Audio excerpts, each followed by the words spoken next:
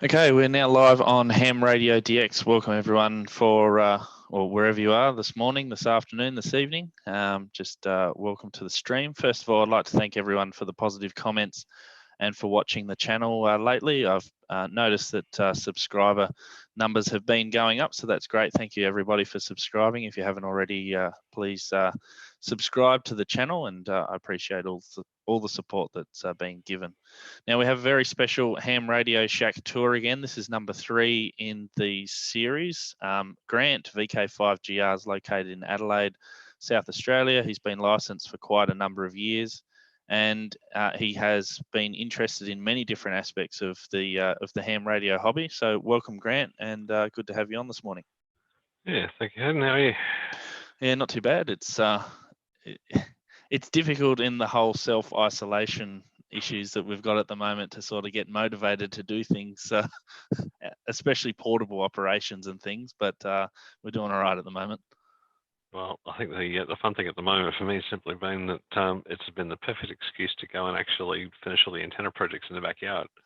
Well, all the projects at home are definitely high on the priority list. I still haven't got to them because I still am fortunate enough to be able to go to work. So I haven't had a lot of time for that. But anyway, I'll get to some of those soon. But we might have a chat about some of the projects that you've been doing at home a bit later on. But we're talking ham radio shacks and tours and things and whatever you've been doing. So the first question I had for you was, what sparked your interest in amateur radio, and what age did you first get licensed? That's a scary one. Believe it or not, it was amateur television. And a friend of mine, my father's actually showed me, was talking to me one day about, there's this, back then it was the 5th television station in Adelaide. It says, what 5th television station? There's only 4 of them. And this was back in 1984. And so he fired me up and got me interested. And he said, well, you build this sort of antenna and a piece of broomstick and some coat hangers, and you put it up in the air and you point it down south of the Halloran Hill, and you can watch them. I was like, really? Okay, that sounds pretty unreal, but okay. So I'm in high school at this point, so I cut off a piece of Dad's broom and found some old wire coat hangers in the wardrobe, knocked this thing up, and managed to scrounge a piece of coax, stuck it up on a ladder with a pole. Sure enough, there was this thing called amateur television. It's like, I want a piece of that. Still in high school. So I went and got my license. Last year, first of all, I got into receiving it a fairly big way and joined the TV group. Not long after, I managed to get my license. I think I was licensed when I was 13. And within about 3 months of getting licensed, I managed to get my first ATV picture out. So if I actually do that, hopefully you can see the first tower. Yes. So that was what we got up in the air, with a lot of help. So there's a 426 megahertz transmitter antenna there, based off an old ATN 27 element Yagi. Anybody who remembers Ray Norton will remember he used to make these things and sell all the dozens to the ATVs. Receive antenna for ATV, that's a later one. I started off with the phased array that we built. And that was the station. So by the time we got to year 11, we had this all up and running.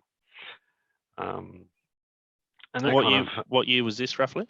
This would have been 86. Yep. So I've been first licensed in September 86. I got this on the air, I think, in January 87. With a lot of people throwing loan gear at me, which was grateful.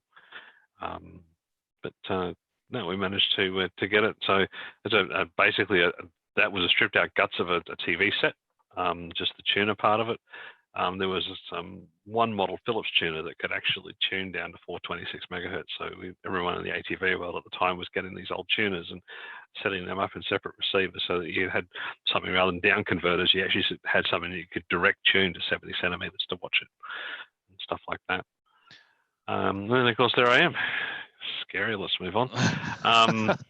This would have been, and a lot of us that started in amateur radio, we wouldn't have started with amateur television. We would have started with something different. So it's quite interesting to start with that end of the hobby that I suppose some of us probably have either never delved into or we did it later on in years. Yeah, like I said, it was just a thing that caught my interest at the time. After this, I sort of joined a couple of the other radio clubs and then discovered my second love, and I don't have a photo of it, unfortunately, which was radio teletype. Yep. Strange as it is. And I got stuck into playing radio teletype on VHF. I only had my limited call back then, so I was only allowed 50 megs and up. So we were playing RTTY. On VHF, there was a very active RTTY VHF group in Adelaide at the time. I got teed up with the South Coast Radio Club back then, and met people like Andrew 5EX and Neville 5XD. Well, then I got tied up with Andrew. We had a radio teletype bulletin board that we were running and building, and we helped write the software for that. And then we packet radio kind of came along about this time. And really started to appear, and I got pretty heavily into the packet radio scene as well. Ended up joining yet another club. I joined the SA Packet Group, and over the next 4 or 5 years, maybe 6 or 7 years, in fact, got into a lot of stuff to do with packet radio. We built bulletin boards, we built repeaters, we built network backbones.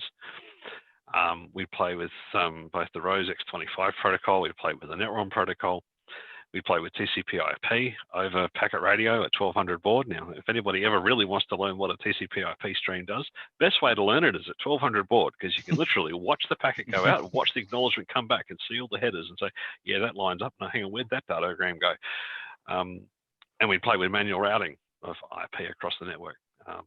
We actually got to the point where we had most of Central South Australia hooked together on a combination of 70 centimetres, 2 metres. We had satellite gateways, we had HF gateways. We had quite an extensive packet network here. And I had a fair bit to do with building a portion of it and inspiring others to go and build it as well. So yeah, we had a lot of fun doing that stuff. Crazy things that you do. I think you mentioned, you said about TCP/IP and learning the basics of that. I think vaguely from memory, there's a company down here in Tasmania that was started by some amateurs, and that's how I believe that's how they started, because they were amateurs and they played with, packet radio, and they played with all that sort of thing, and then eventually it become what it is now in an ISP. So they sort of took what they learnt from there and moved it on into sort of the networking that we see today, which is quite amazing, really, how amateur radio can lead you into a career as well. Well, I guess from my perspective, this led me into my career, because I mean, from here, I joined Telstra as basically an RF engineer. So when I finished university, I ended up going to work for them. Still work for them today, but in the beginning I was doing remote radio, which basically meant go and design VHF, UHF microwave links to connect people to the telephone network right across SANT. So, directly applying what we were doing on amateur radio on 400 megs and whatever, putting in 500 meg DRCS systems and understanding how to make those radio paths work. One of the big things I'm actually an advocate of, and there's some things that I'd like to try to do in the coming years, and that is to get people to recognize professionally that the amateur radio service is not a hobby. It can be a service, and in fact it is a service, and it is a huge training ground, given that I look at when I started my engineering career, the things I was allowed to play with and the things that work gave me the opportunities to do versus what's available to new people coming into the engineering world today. None of the things I got to do, people do anymore. And so they lose all of that practical exposure. Amateur radio, you can still do it. You can still learn about it. I mean, I'm fed up with getting cellular engineers that come out of university who've never actually turned on a transmitter and gone and measured it and seen where does it go, what does it actually do. They've never played with an antenna and fiddled with it and shaped a pattern and try to make the pattern go where you want. And it's like, if you don't have that practical link between what you're doing in the computers to what happens in the field, I found amateur radio invaluable for that. And I'm not ashamed to say that I'm an amateur radio operator in my professional world, and I think there should be more of it. Yeah, I think that was an interesting point, because trying to remember off the top of my head, been looking for the email now, but there was talk about changing the wording of hobby to be amateur radio as a service. And I'm trying to find where it was. It was recently with the WIA and the ACMA with the foundation license. Yeah, I think that's where it was. Yeah. You know, it actually comes back to what we are defined as in the ITU. One of the other things I got mixed up in for a while, and whether it was a good or bad thing, I'm never quite sure. But I was joined the WIA.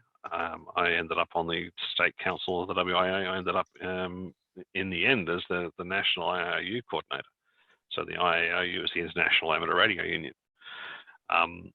That was at a time when, for the first time in 80 years, the definition of the amateur radio service was being revised. It was also when CW was being taken out as an ITU requirement for the service. It was quite clear in those discussions that we were trying to cast amateur radio as a service and as something to value in society, and not just as a bunch of quacks, I suppose. There's sometimes, unfortunately, the amateur service is perceived outside. There's a lot of value that I think the community also fails to extract because they don't understand the capabilities that are there. And amateur radio has an image problem, and it's partially of our own making, but it's also partially because there's just not enough of us to have that momentum build so people can see the good.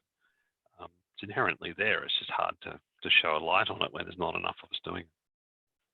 Yeah, I agree, and I think that the hobby progresses and new interests start to appear, so we can utilize those new, the new, I suppose, is, how do you say it, new technologies in amateur radio with digital modes and all these sort of things that would interest somebody that can get them interested in the hobby. And then I know that since I've started, I've had many different interests from when I started. So you sort of progress through them as you finish off on one, you then move to the next one, and it just sort of progresses through. You mentioned some of your achievements just then briefly. I believe there's a couple. Is there a couple more that you've had? Was it you're a TA on the TAC and a few other things as well? Yeah. So in the years that have gone by, I ended up on the Wallace Institute Technical Advisory Committee, at least in the state division. Back then we were all divisions; it wasn't nationalised. But yeah, I mean I did that mainly to help coordinate repeaters. I got my fingers wet building a lot of repeaters, admittedly a lot of digital ones, but we helped out with some of the analog ones around the state at the same time. There was one crazy trip that a group of us organised to do a repeater cavity tuning and servicing trip. We all hopped on a plane. We flew to Port Lincoln, took all the very expensive vector network analyzer gear that one of the guys borrowed from his work with us, and then we visited the Port Lincoln repeater, the Cal repeater, the Port Pirie repeater, and the Lockhill repeater in the space of a day and a half. And if anybody realises, that's a trip of 800 k's. And we stopped at every one and tuned its cavity. So it's the sort of fun you go and do. Yeah. I mean, people might think we're crazy, but we had fun. Yeah, we've got plenty of repeater stories as well. But so was there anything else that you sort of have achieved since you started amateur radio that you wanted to cover? You're also heavily involved with AREG. We'll talk about AREG.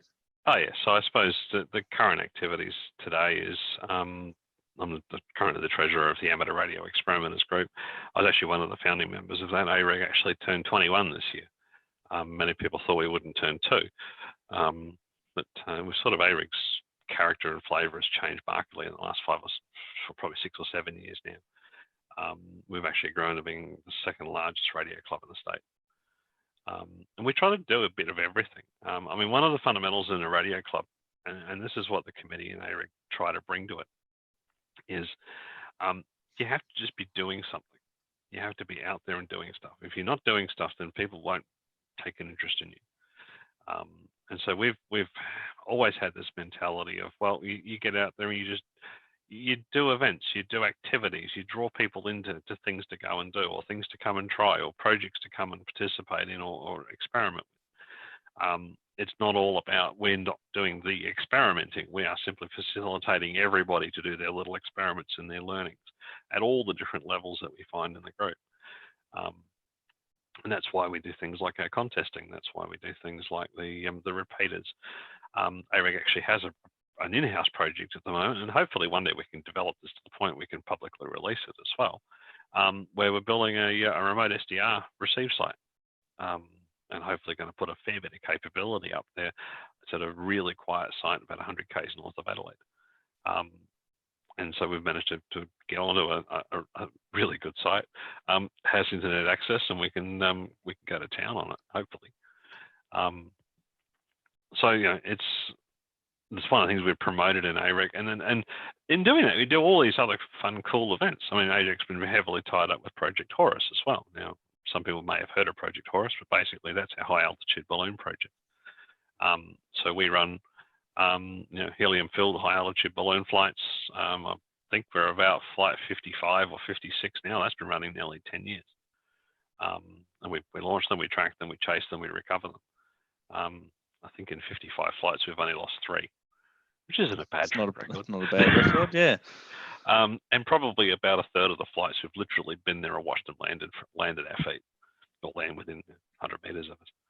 Yeah, there was a live stream that I did on the channel that Mark VK5GR did, and he said the other day, he mentioned that there was one particular amateur that's been able to stand there and catch the balloon as it started to come down. Just about, that's how prepared they were and knew where it was going to be. So yeah, the tracking stuff, and we've done a lot of work with. I mean, AREG's done a lot of work through the Horus team with Cambridge University as well, and there's a very active amateur high altitude ballooning group in Cambridge. Sort of our teams help collaborate on the software development systems for things like HabHub, which is one of the big tracking platforms. And yeah, so they put a lot of work into that. We've been able to utilize a lot of that. We've given stuff back to them as a global collaborative project with Project Horus, is being the Adelaide branch of it. But that we've actually taken out into, again, trying to promote amateur radio outside. We've done a lot of flights for universities. We've flown test microsats. We've flown scientific experiments. And then we've flown stuffed animals.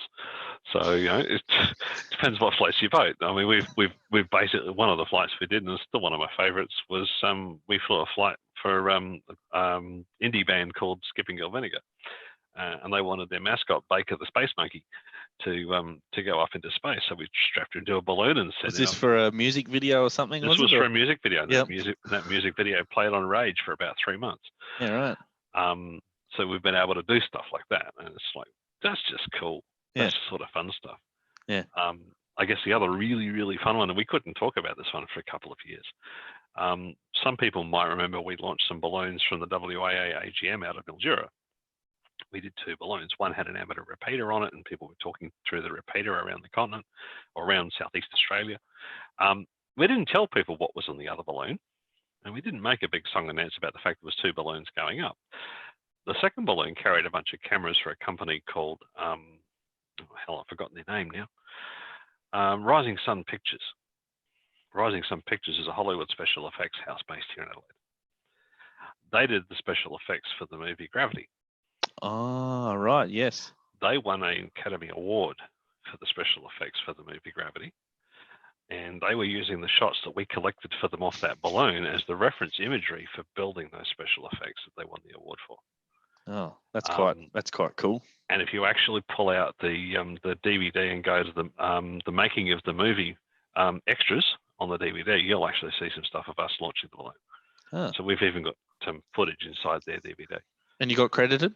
Got credited for it. Got credited? Oh, that's good. So everyone who's at home watching, doing nothing else, they can watch Gravity and see AREG amateur radio had a hand in that. And that's quite cool. So this is the sort of fun stuff that the hobby can lead you. And I mean, over my 35 years of being licensed, this is the sort of things that floats my boat and gets why I like playing ham radio. I guess the other areas I've tinkered with has been things like a little bit of satellite work. I've never done a lot of it, but for a while there, I was certainly chasing the FM satellites. My favorite contact there was people might remember Andy Thomas. He was up on Mir for about 6 or 9 months stint. Australian astronaut, yep. That's right. Well, they had a packet radio terminal up on Mir, and you could leave messages for the astronauts on Mir. We'd also know that Andy had a very close friend and contact here in South Australia, who's a friend of mine, and she sort of told us, well, if you leave, Andy usually goes to bed at this time, and that's why you never hear him on the best passes over Adelaide. But if you leave him a message on the mailbox, well, he might be able to stay up half an hour and talk to you. So myself and Matt 5ZM did this, and we'd send a message up to Andy, and Andy was calling us as he came over the horizon from Mir. And we were able to talk to him for about 5 or 6 minutes as he flew over Adelaide.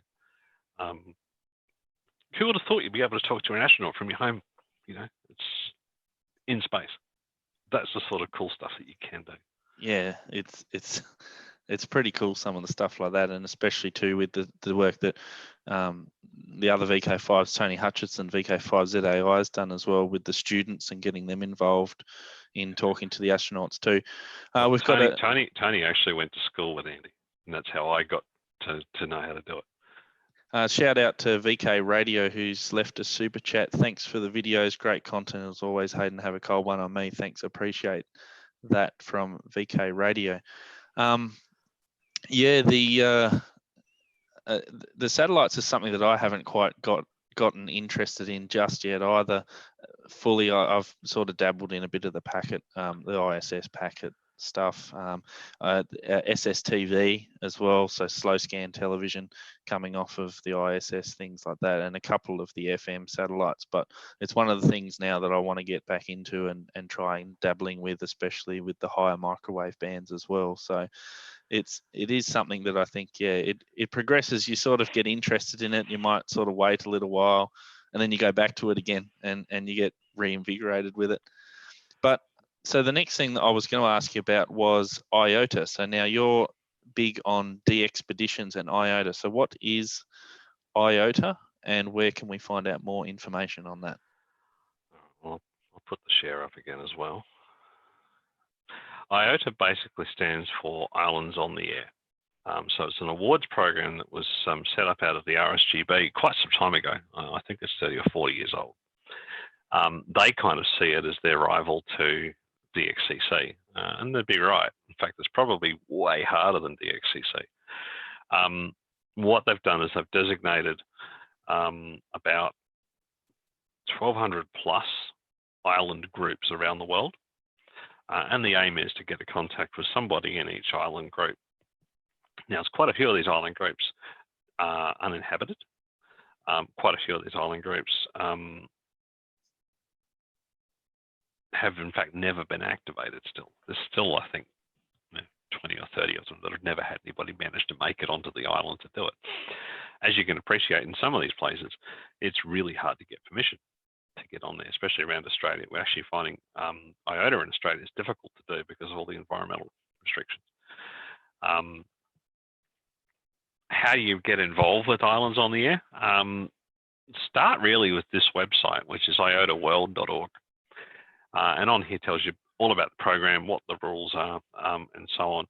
What you're aiming to do is to work these island numbers. So like OC297, that's an atoll up north. Kangaroo Island here in South Australia is OC139. Tasmania is, I think, OC006. Australia is OC001. The point is to go out to these islands and try to talk to as many people who want to catch at the island in the island group as possible. And basically, there's an honour roll ladder book, I suppose, that you work to climb. So whereas DXCC, you've got your 340 and that's it. You've got 1,200 in IOTA to chase. In my 4 years of chasing, I still haven't quite cracked 300, but then it's been really slow with the sunspot cycle being at its minimum this year. To get involved, it's simply come on this site, create an account.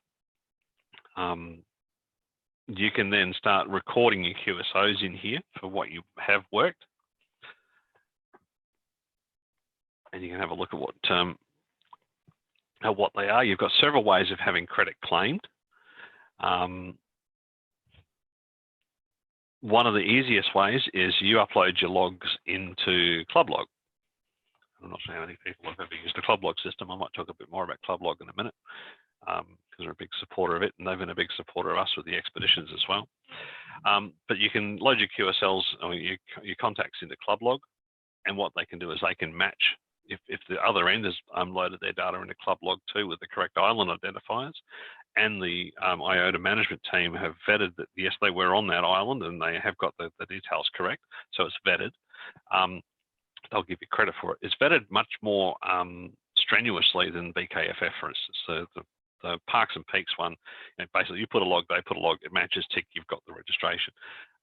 In IOTA, you've actually got to jump a few hurdles to qualify the fact you were really really on the island, including showing you've got a license, showing you had permission, showing how you got there, showing that you literally were there on that day.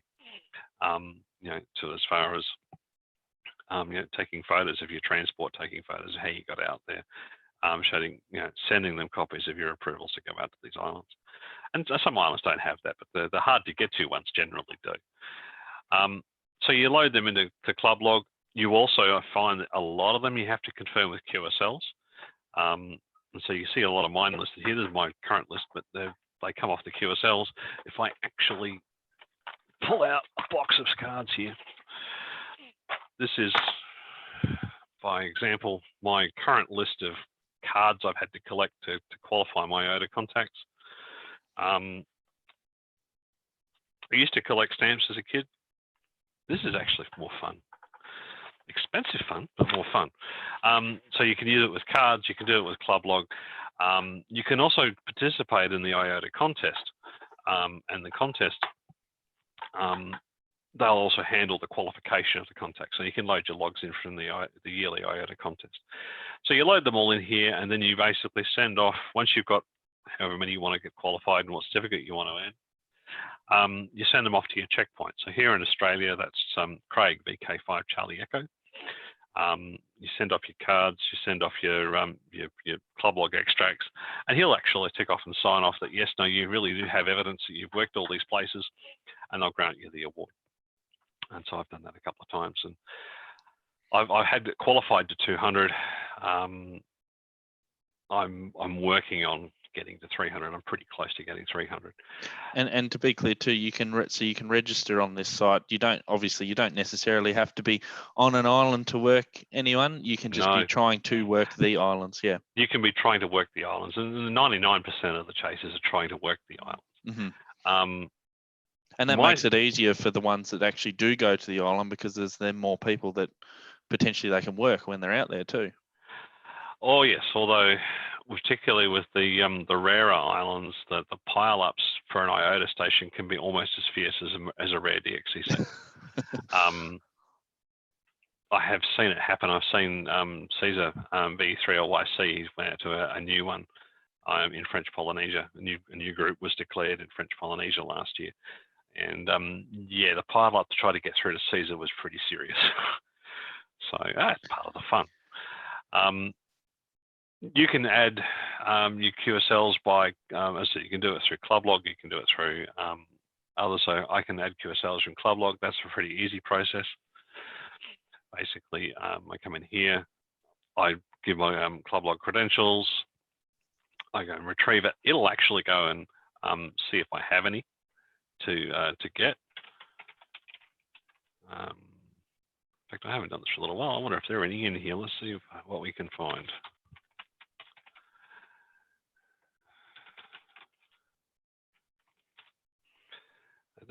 Blah, blah, blah, retrieve.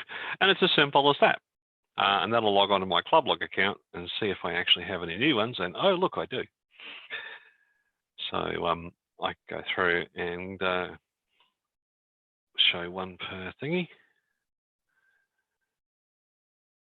And then I can actually go and add them to my application. So I've just added 3 more to my my latest attempt to get to 300. Piece of cake. That's how you can participate in the IOTA program as a chaser, or you can be slightly hardcore and nuts like me and go to an island. Yes, show us some of your photos and some of your setups that you've had. So the first one, if I've got the photos here, there's a couple here. So I suppose I should tell my, my ham radio story starts. I got my limited call, did ATV, did packet radio. I did fox hunting down in the southeast and around Adelaide for a few years. Got mixed up with the WIA, did some IAU stuff, kind of went dormant for a few years. Went off, did a few other things, came back after they got rid of the CW. Some people still think that that wasn't right, but anyway. Still didn't get on HF. 2016, I was doing a little bit of contesting with the Amateur Radio Experimenters group guys. We did a couple of John Moyles. It kind of got me inspired that I really wanted HF back at home. So I went and strung up my first antenna. I don't think I still have the photos of that here. I used to. Don't know what QRZ's done with those. So anyway, I grabbed the, I got a TS690 that I'd bought years ago. I put that on the air with some dipoles at home. Thought this is pretty fun. I think within 2 weeks of getting on the air, I managed to work my first IOTA. Also happened to be one of the rarest DXCCs at the time you could work, which was Hurt Island, on 40 meters on RTTY. So combining all of my loves at this point, HF, DXing, RTTY, rare one, I was bitten. I was bitten bad. That got me started chasing DX. It's like, you know, once you've worked the top five, one of the top 5 entities, it's like, I want some more of this. Skip forward the first 7-8 months. I took my 690 and my laptop and my simple little station with its dipoles to Kangaroo Island. And I went and did my first IOTA expedition. So went and activated OC139. We were there for 6 days. I made 300 contacts. I thought that was pretty good. That was good. That was 70 watts, mostly RTTY, a bit of JT65, and a little bit of SSB. And that was it. So what's that? That's roughly about what, 50 contacts a day or something like that? 50, 60 contacts a day, yeah. Thereabouts. Yep. So, you know, it wasn't a lot, but I had fun. OC139 is not exactly in high demand. A lot of people have worked it before, so they're not chasing it for the awards, but I made a few people happy with their first time contact with the place. That was an awful lot of fun. And then I thought, oh, now I really want a challenge. Where else can I go? And that's when we started looking at the South Pacific. That's a bit of a jump. So, that was a bit of a jump. So for my viewers that are not familiar with Australia, Kangaroo Island is just off the coast of mainland Australia. Yeah, it might bring up a map. It's not that far away from where, well, in context from where Grant's located in Adelaide. So here's where I live. Here's KI. We were based there. And there's a ferry that runs across. And there's a ferry that runs across here. So like Kangaroo Island's easy to get to. It's put the stuff in the back of the car and drive. Yeah. So you've gone basically from Kangaroo Island to the South Pacific. In the space of a year. So yeah we went to Niue. Niue, little dot there. Just a little jump. Puts it into context. I did a lot of things in that year also because I got my first new HF transceiver, so I got an Elecraft K3. Yep. I also bought a KPA 500 amp, so that's still today the backbone of my station. Bought a lot of travel cases, and that for this trip, Steve SFA helped me out, and we actually got up and running. You can see some of the information here. I'm just going to try and pick a couple of the. So on the website, I also run this other website, which is VK5GR-IOTA.net. Yep, the link is in the description too for your QRZ page and also your IOTA page. So for those that want to check it out, yeah, the link's down the bottom. I'm just trying to find the best pictures. There's a lot of tourist photos of the island here because when I was doing these trips with my family. So let's just say that we also learnt not to necessarily mix. Okay, so part one. So why Niue? Here we are. This this is where we ended up staying on Niue. I'm trying to think. I've got somewhere here. Here it is. You can. Oh, that was the test of the antenna. Where's the Niue antenna photo? Sorry about this. I should have had this all prepped. No, that's fine. Here we are. Oh, yes. So we basically took this quarter wave folded monopole, bunch of tape measures, a tripod, a fishing rod, and some wire. Stuck 500 watts into it because over there I can. Yep. And away we went. On the Niue trip, we worked 2,500 people in 2 weeks. Gee, 2,500 people. So this was this was a very rare island to work, yeah? Niue at the time was 106 most wanted in DXCC. In IOTA terms, it was had been worked only by about 40% of island chasers. So there was a 60% demand there for Niue as an IOTA as well. 200. My math's off the top of my head. So 250 people pretty much a day if you're there for 10 days, which I assume something like that. We were there for 12 days. 12 days, yeah. So just under 250. So you're working just about 10 an hour. I was averaging 10 an hour. Sometimes we were running a lot more than that. Yep. We actually went out there at the same time, and again, combined my love of contesting.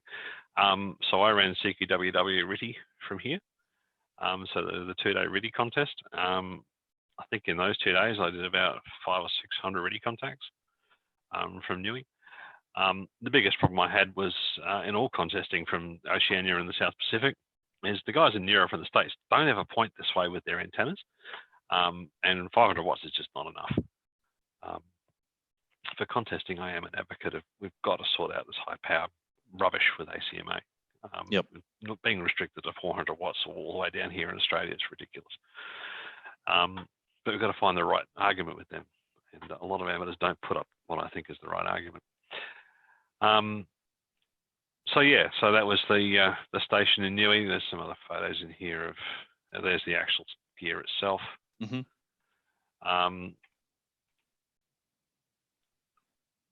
Where is it? Hang on. There we go. You can see it there.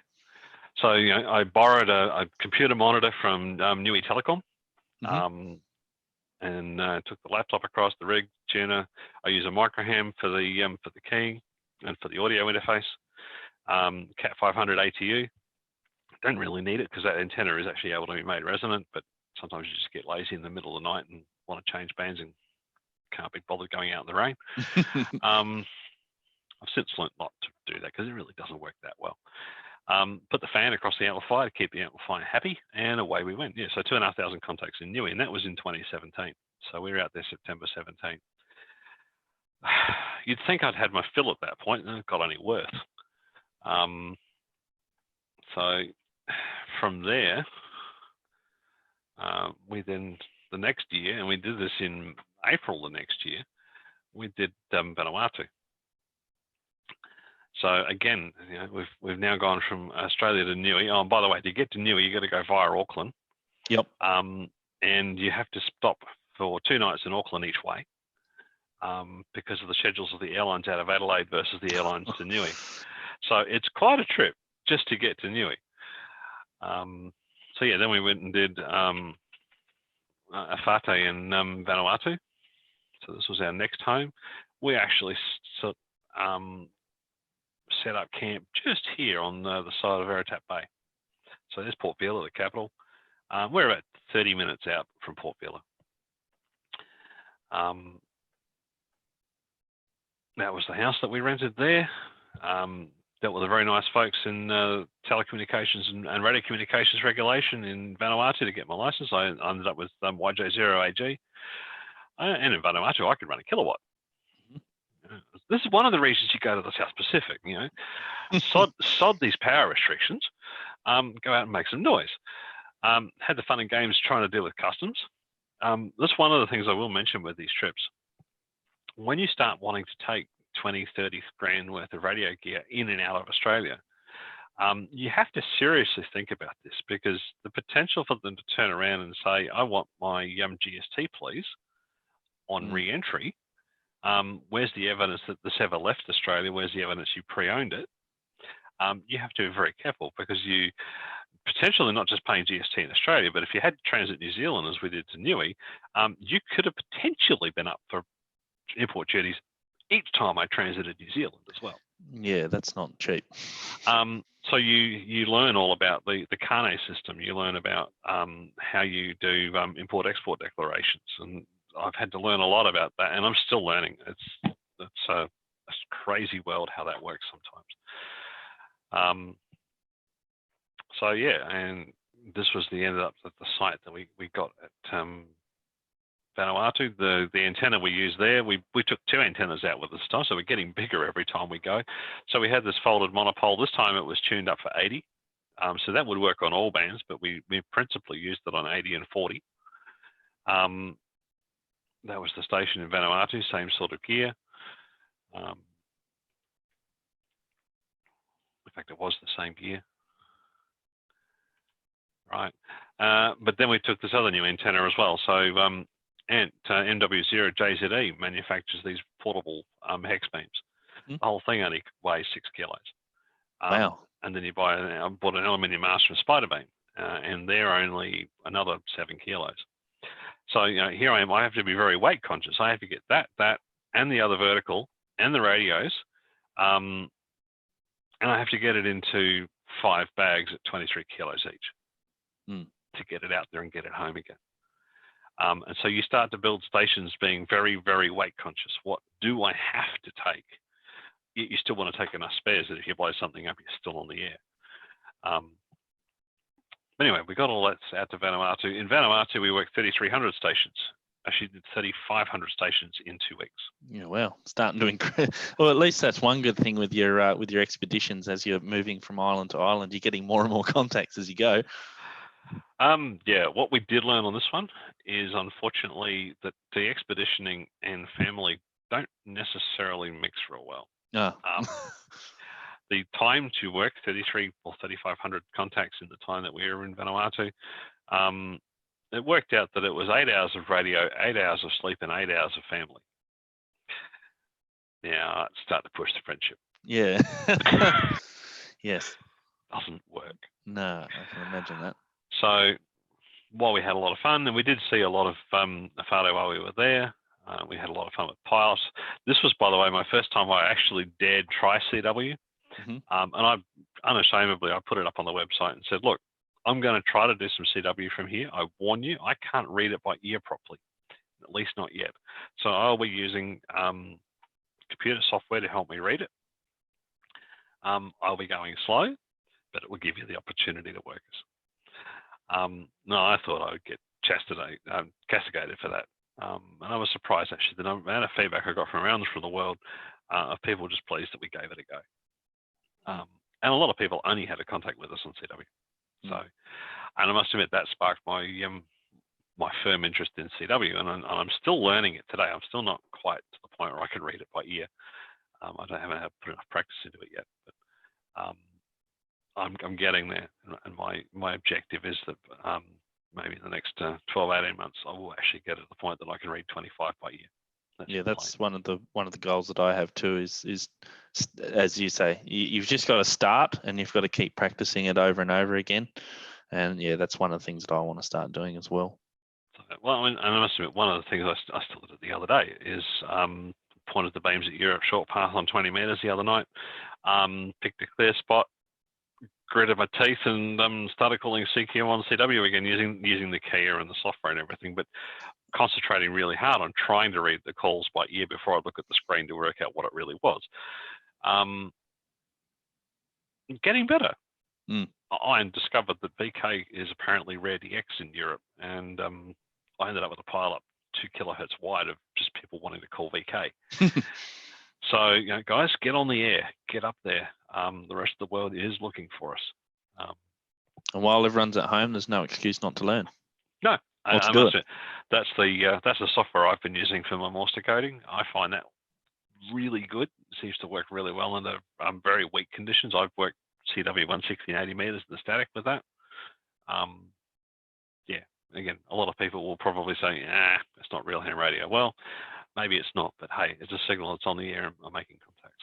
And at the end of the day, too, it's what you're using there as a learning tool as well. You're learning to try and learn it by ear and try and pick it up by ear. And that's, if you find that that's the easiest way to do it, then that's the way it needs to go. So. And I guess the last one after that is step forward to now we hit the big league. This was this year or last year. So having run the little one in Kangaroo Island in 2016, Vanuatu in 2017, Niue in 2017, Vanuatu in the beginning of 2018. Oh, by the way, don't run expeditions to the Pacific in April. We were very lucky to avoid a cyclone. Go if you're going to run them in the Pacific. My hot word of advice: go in September, October, November, before cyclone season. Yep, it's way better. Yes. So anyway, set up a new project. Where to go next? Managed to find this place in Tonga. There was a small resort, had three units, had the room. The problem you have here, though, is you're trying to figure this out remotely.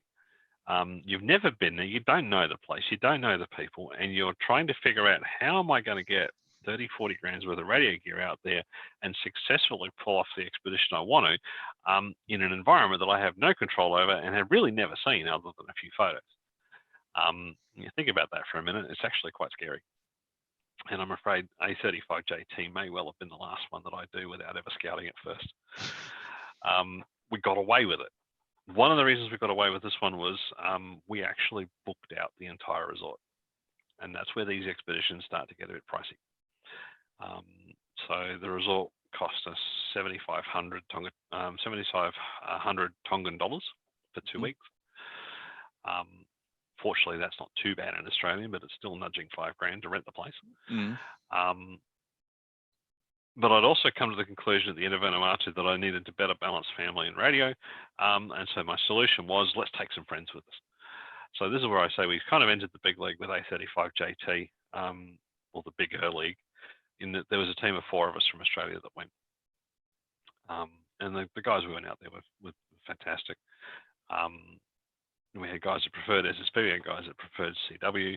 We put together 2 full stations. We took some pretty serious antennas out there with us. So we took the 4 squares for 40 and 30 that we built. We spent 9 months building antennas for the strip. Got some of the photos of all of that in here. So there was the team that we went out to Tonga with. Got our license. Got our venue. This was paradise, I must admit. Beach oasis, yeah. Oh yeah. In fact, I've got, if I can find them here. So here's some of the photos from when we set up in Tonga. So that's Andy operating the station on the first night. That's the view out the front yard. That, by the way, is the 160 antenna down by the beach. That was flying in. You're sort of thinking, yeah, okay, I'm in the Pacific now. That's where we were, right out on the tip of the island. That's the guys that went. That's the 6-meter array. This is one of the things that we did do on this trip. We actually took 6-meter moon bounce with us. Now, if ever there was something ballsy and interesting to try, this was it. This caused lots of heartache. I will admit that it probably also taught me, don't mix 6-meter EME and HF expeditions together. Because you have to literally shut the entire HF operation down to run this. Because you've got to keep the noise out of this receiver or you can't hear anything. And we ran the EME for about 35 hours in Tonga. We got 25 contacts. So the contact to time ratio is really poor. What's that, a 6 element on 6 meters as well? It's a 6 element on 6 meters, yeah. That really wasn't big enough. We really needed at least 8. Structurally at the time, we had to figure out how to get 8 up on the tower and keep the whole weight of everything down. But, you know, we're talking about all the antennas we took. That was one of them. We took the hex beam with us. We took the 80-160 vertical with us. And we took these 2 4 squares with us. By the time we got to all of that, now we're up to trying to fly out there 250 kilograms worth of gear. And this is where this expedition sort of started to really teach me how you deal with international freight and customs, because we ended up having to freight most of the station out there. And if I find there's a photo here somewhere of how we packaged it up, actually, I'll just get through those little. It's me running the EME. That's the 4 squares in amongst the palm trees when we got there. That's the 30-meter one. That's Steve, Ollie. That's the moon bounce. That's one of the 4 square elements. One thing I'll just quickly mention when we're looking at the 4 squares. One of the things we also really didn't do well here was we didn't take enough antennas. And you might think we took all these antennas. Yeah, we didn't take enough high band antennas. During the day, we had the hex beam, but we had 2 stations, and we really didn't have a second high band antenna. What we actually worked out quite ingeniously is, well, we could disconnect one of the 40-meter 4 square elements, connect it up to one of the high band radios, and quite happily work on 15. So we got our second band up and running on 15 and on 10 meters through the 30-meter array by basically stealing an element out of the arrays. Ingenuity at its best, but it worked, and that's how we managed to keep 2 stations alive during the daytime. We had all sorts of fun with FT8. We had all sorts of fun with packet. Sorry, not packet, with SSB. This is the sort of SSB pile-up we were getting out of it. So this is 10 meters to Japan. And yeah, that is nearly 20 kilohertz wide. And you still couldn't resolve anybody. Our QSO rate initially was up around the 120, 130 an hour mark. At the start of this pile-up, it got so intense that the rate dropped to 70 and 80 simply because we couldn't tell them apart because there's so many callers coming in simultaneously. I reckon half of Japan tried to call us at once. I know from personal experience, when you get on 6 meters, when it opens up to Japan, as soon as you make that first contact with the Japanese station, it's all bets are off. You start to get a massive pile-up. Yes, no, and that's the thing. It's a lot of fun driving the pilots. That's why we go out there to do it. That's a shot of the 6-meter beam at night. Some of the maps of where we did manage to contact. We did have a bit of fun and games while we were out there. We had a bit of a scrub fire approach us on one of the days. The local fire brigade had to come out. We madly pulled all the antennas down to try and keep them away from where the fire was approaching the camp. We were used to Australian bushfires. You know, they're hot, they're dangerous. These guys, they rolled up, they walked into the scrub, they just had a look at this fire burning, says, yeah, she'll be right, mate. Really? Yeah, a little bit more moisture there. Well, yeah, and it just slowly burnt. And in fact, it burnt out of a grass paddock, which is why it was seemingly fairly hot. And then it reached the tropical scrub and just stopped. There was nothing left to burn. Yeah. And it went out. But yeah, that was some fun and games in the middle of the event. Oh yeah, we even did the rarest of modes, Ritty on 160 meters. Still got to play Ritty. What was the noise levels like where you were operating from on the bands? Well, this is where coming in and renting the entire resort was the bonus. Because we rented the whole place, we had control over that. And so provided we turned all of the LED lighting off at night, it was fine. It was basically down to thermal noise. If we forgot to turn a light off, we knew about it, and somebody got yelled at and said, "Go and turn your bloody light off." So I'm just trying to find the photo of the gear being packed. Here it is. So I was talking earlier about how do you freight this stuff. Well, we actually found these sport tube cases, and all of the antennas got packed into those. All of the coax got packed into a big grey trunk. That all got air freighted out to Australia, from Australia out to Tonga and back. Only way to guarantee that it would actually end up on the same flight as the one that we wanted, from what Air New Zealand was telling us. The freight costs of this trip alone came to nearly $5,000. By the time we freighted everything out there, paid all of the customs stuff that we still had to pay, got all our carnets for the gear. It mounted up. So freight and renting out the resort, you're already getting up towards $10,000 already. Oh yeah, and then you had to get all of us out there as well. Yeah. And before that, return air tickets to get out there for each of us was about $1,500. Yep. And then I brought my family out as well. They came out in the second week. So the first week before us went out, and the second week my family joined us. And you were there for 2 weeks again we were this there for time? 2 weeks. Yep. I always go for 2 weeks. There's no point hauling all this gear out, spending 2 days putting all the antennas up to operate for 3 days and then pull it all down again and go home. Yeah. I go for 2 weeks. It's the only way to do it. But yeah, that's what happened. And then we had some help coming home. So Jean-Philippe, ZL1 RPL, helped us in Auckland with transiting, because we had to transit through New Zealand again. So helped us with the transit through Auckland on the way home. We also, this time, enlisted a pilot team. So I had all these wonderful guys acting as our frontmen when we were on the island and too busy working the radios to answer the emails. Trust me, a pilot team is worth their weight in gold. And yeah, that was the crew down at the site. So I guess I got bit pretty bad doing these expeditions and want to do another one. I was planning another one for this year. Yeah, that's probably not going to be likely at the moment, is it? No. So unfortunately, we've gone and got the call sign VK5GR. After the Kangaroo Island bushfires at the start of the year, we were going to go down there again and just reactivate OC139. And just make some noise about Kangaroo Island being open for business and get the world to know that people can still come and visit, and most of the island isn't all crispy, and you can still see all the attractions and do everything. And unfortunately, then the world had its head turned upside down with COVID-19, and we're not going.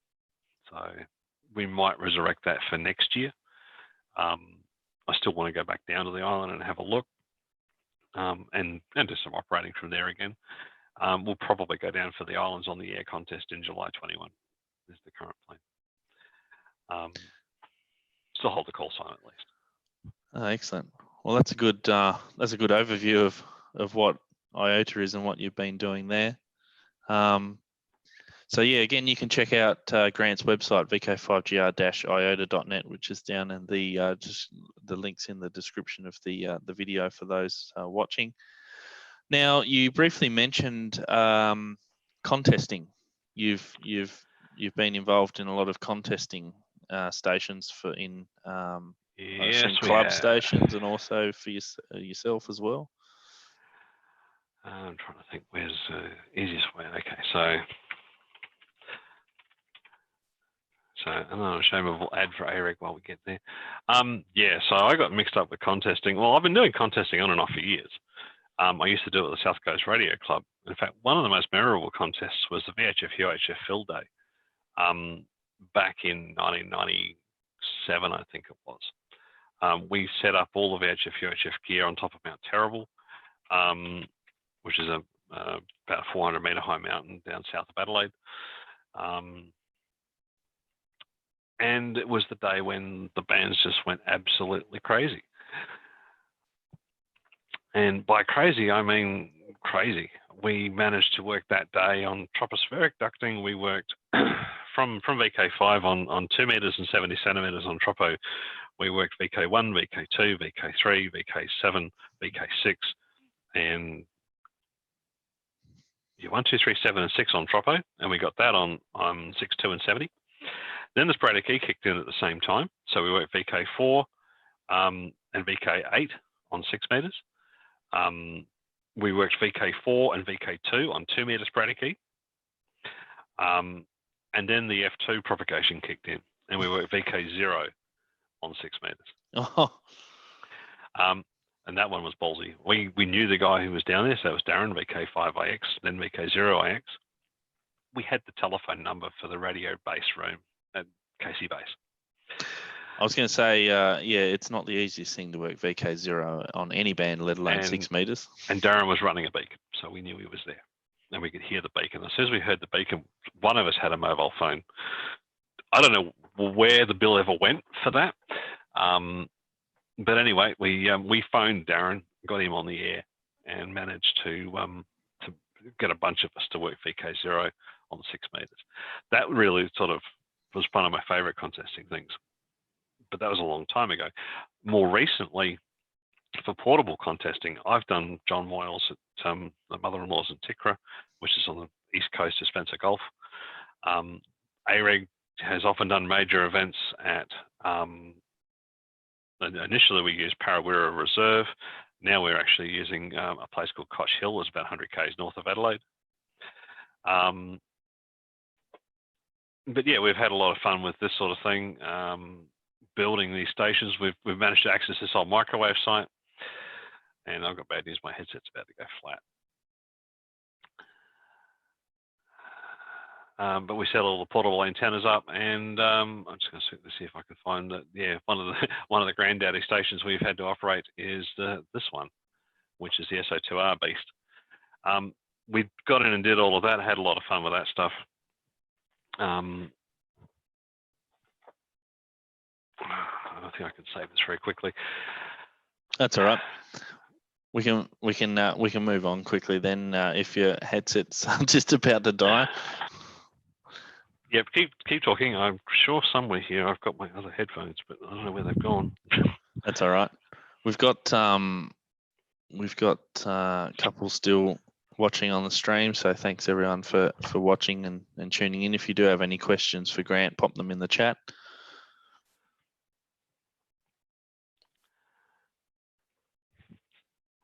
And it looks like a nice. So is this set up in a trailer or a? This is actually in a shipping container. In a shipping container. This is a shipping container. This is a disused microwave site. Yep. So all the gear got stripped out. There's this empty container with power on it and a great big microwave tower. So we then go and hook all our HF antennas up around it and go for it. So the contesting stuff. I also do a lot of contesting at home. I do my ready contesting at home. I do CW contesting. Most weekends I'll put in, even if I only work 20 or 30 contacts, I'll always put in a log. I'll always put in a check log because the guys on the other end want to know that they got the contact confirmed. So it's just courtesy. If I make a contest contact, I'll put in a log. I try to make, if I'm going to do that, I at least try to make 10 contacts. I think if I've made 10 contacts, then it's worth putting in a log. Otherwise, I'll still put it in, but I'll only put it in as a check log. You'll be surprised during the contest how many people are grateful to have a VK multiplier. So again, get out there, get on the bands. Yeah, I think that's very important when any contest that you enter is, even if you make 1 or 2 contacts, it doesn't matter. Just always put in a log because, as you say, it's also the other end that you've worked as well to double check that they can. Yeah, they want to know that you worked them. That's the whole point.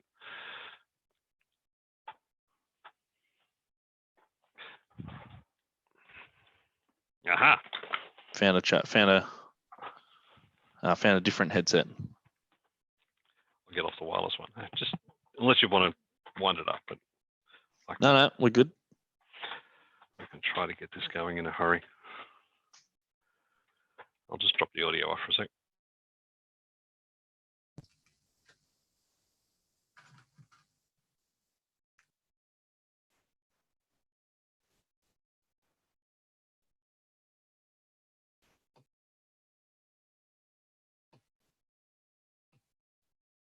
It might have already defaulted to your headset.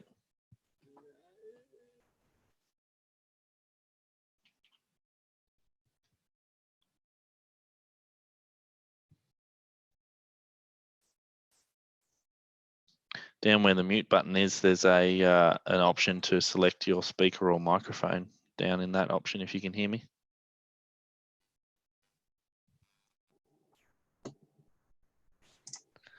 So yeah, thanks again for those who have been watching on the stream. It's been good to see so many joining in. I'm just waiting for Grant to get his headset working again. But if you can check out more on his QRZ page or the IOTA page, and links are in the description.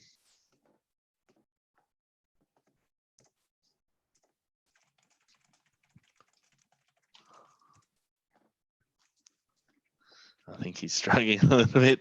He might go back to the wireless one. We'll keep going until his wireless headset dies.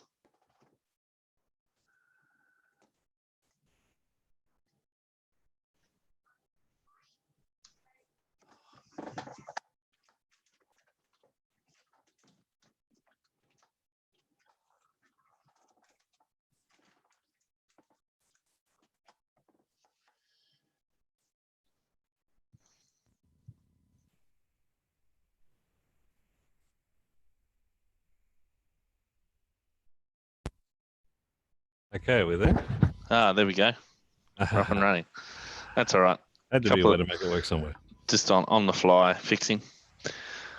So yeah, so that's good with the contesting. You've got a nice shipping container out there, and you just go out and just set up straight away, and it's all very easy to set up. Easy is one description. It does take us 24 hours at least to build the station, but then we usually go pretty hardcore. We put 4 or 5 stations in to do this one. So we've had, we were a multi in the Oceania DX contest for a couple of years, and that was literally a 4-station effort. So we had a full-size quarter wave on 40. We had a not quite about an 1/8 wave on 160. We had great big dipoles on 80. Several beams, several omnis, phase them all together, switch them, filter them, big filters on everything. We could literally run, 4 by 400 watt stations across the site within our 500 meter boundary, and it would work quite successfully. We had a lot of fun with it. Unfortunately, we're the only entry from Australia in the multi category for OCDX for a few years, so we weren't really competing against anybody. But the really cool thing with the site that we picked at Koch Hill in the end is we've learned a lot about height gain for HF. Now you might think, why do I bother with the top of a mountain on HF? Well, if you actually look at what it does to your takeoff angle, and when you're trying to hit DX in Europe, yes, you do it. It makes a big difference. So, that's part of the fun. But no, contesting wise, CQWW, CW, I'm looking forward to CQW PX CW in the end of May. I'll run that from here. One of the biggest pains in the neck I've had has been RFI here, so I still DX from the suburbs. It's one of the reasons that I'm still looking to do things like moon bounce. And continuing some moon bounce experiments from here. I mentioned that we did moon bounce in Tonga. There's a couple of little photos I'll just show here.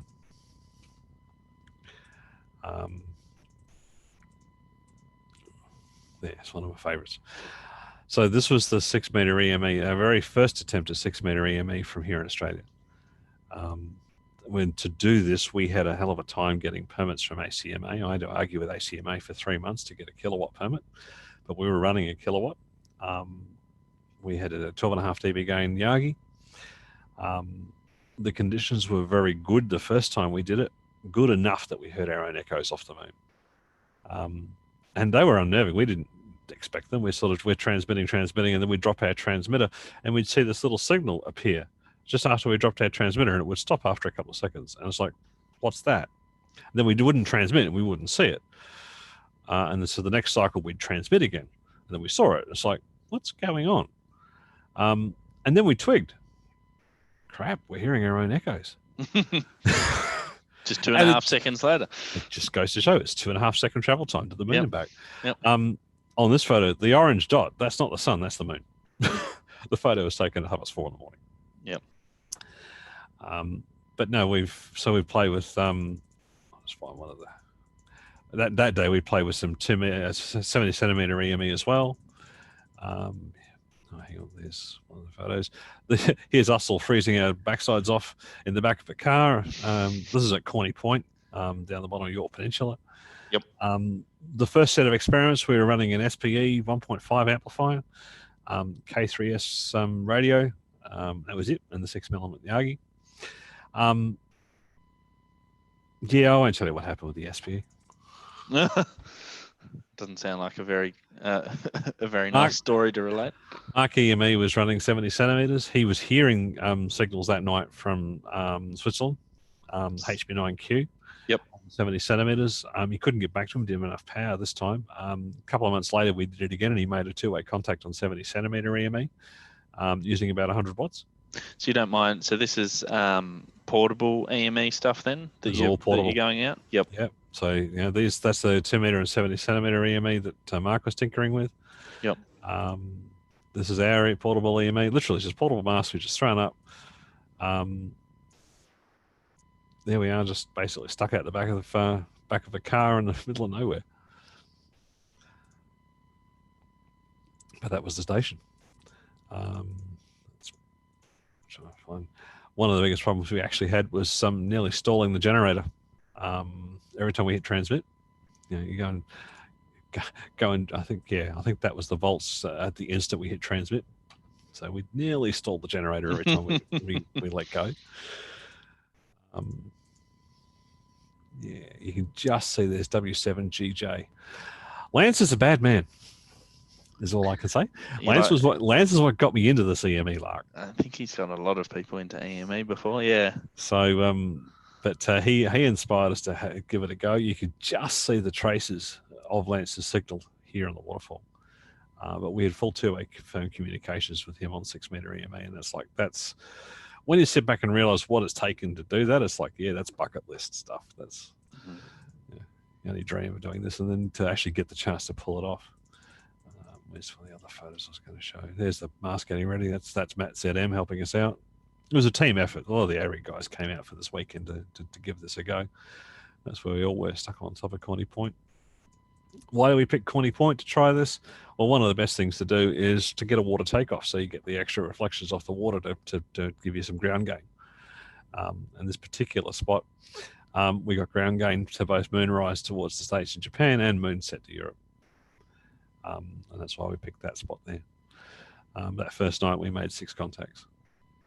So, you don't make a lot of contacts with a station as small as ours. And ours is a baby one. If you've ever seen the photos of Lance's place, he's got, I think, 4x7 and 1.5 kilowatts. Yeah. But yeah, so the moon bounce is part of the fun. And this was the precursor. We then took this out to Tonga. We worked 25 stations from Tonga and heard about another 50. We just didn't have the legs to get back to them. More antenna gain needed. Yeah. Well, that's so. What other projects are you working on at the moment? So we mentioned at the start of the live stream that you've got some antenna projects or something that you're doing at home at the moment. Yeah, so there's a whole bunch of stuff we have been playing with. Since we're in quarantine and lockdown, it's like, well, time to get a few other things done. So one of them is I wanted to finally get an 80 and 160 meter inverted L running, which we've managed to now pull off. Still assessing if it's behaving itself, but we've got it.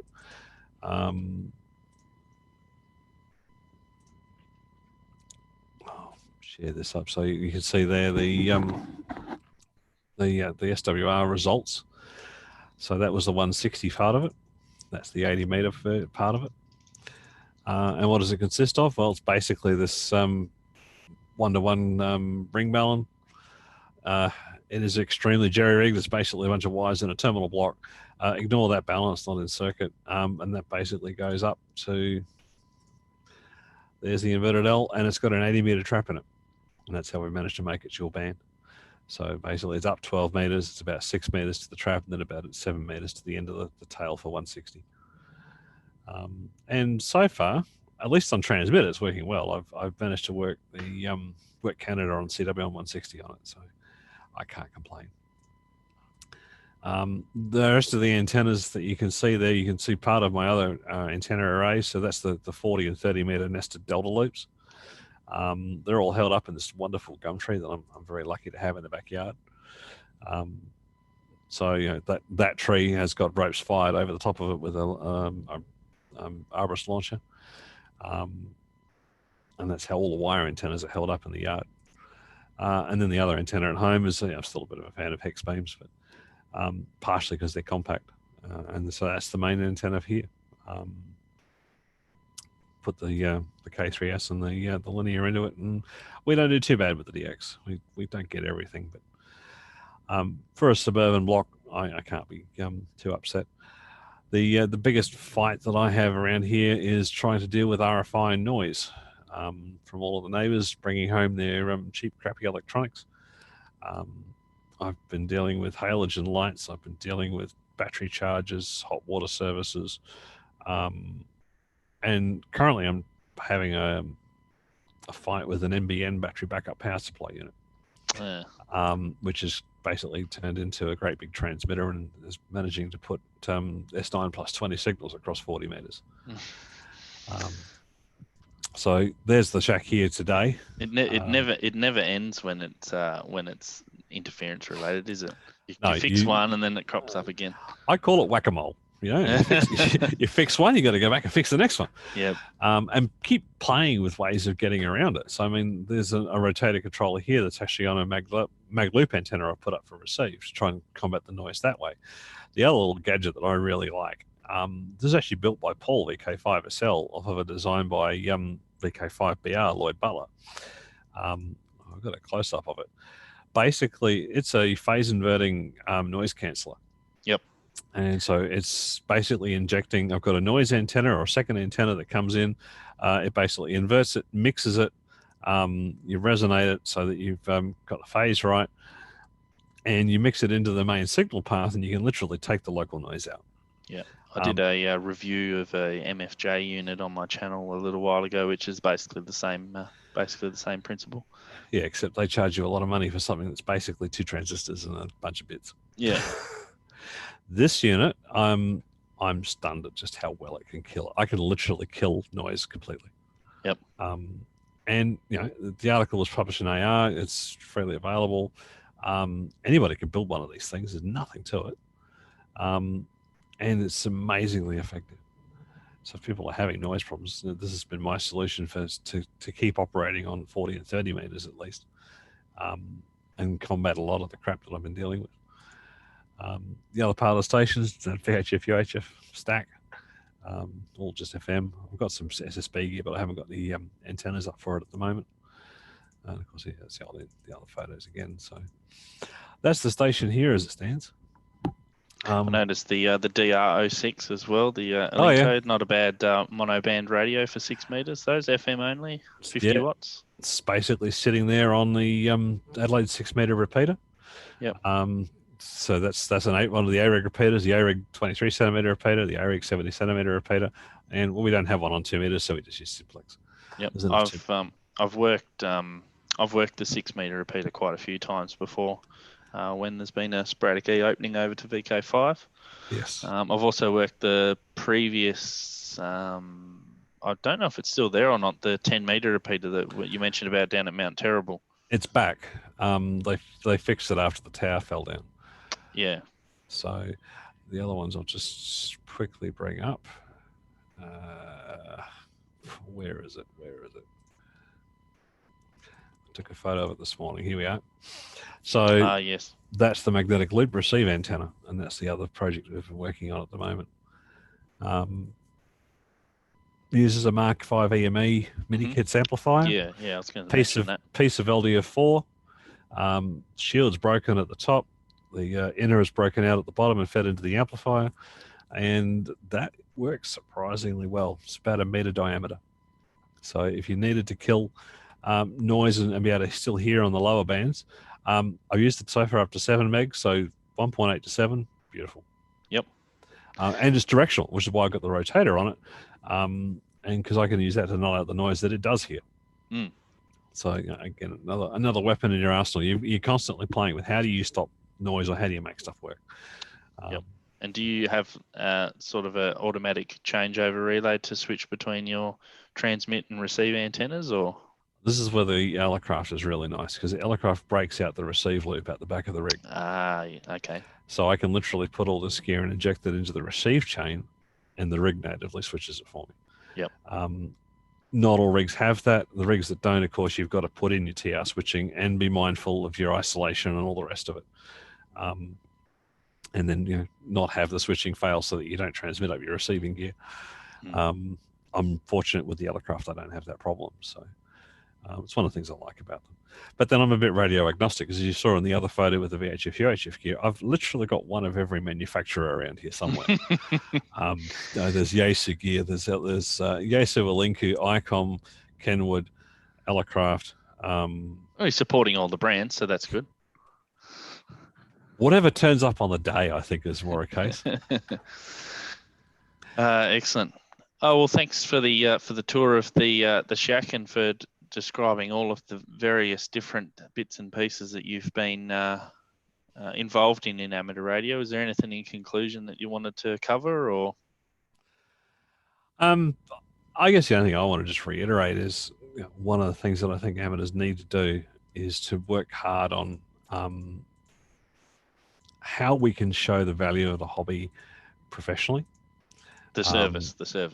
The service professionally, yes, absolutely. It's important that we do that, and it's a source of new operators as well. Actually, there's a whole area I forgot to mention, and that is the work we've done with things like the River Paddling Marathon.